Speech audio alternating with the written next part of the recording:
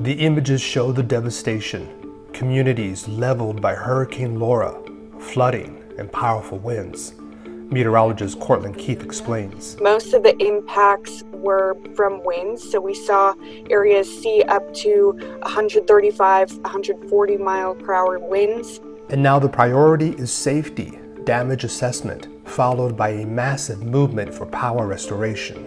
It may take a while, so we do ask people to be as patient as you can be.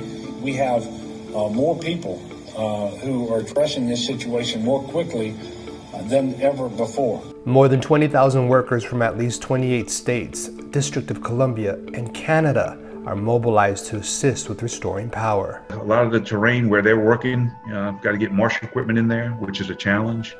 Greg Grillo works with electric companies to respond to emergencies. In this situation, he says some areas may require the energy infrastructure be rebuilt in order to restore power. We got to go back and just set all new poles, string all new wire, put all new transformers up. So there's a big difference between, a restoration, and a total rebuild. And then on top of this, you factor in COVID-19.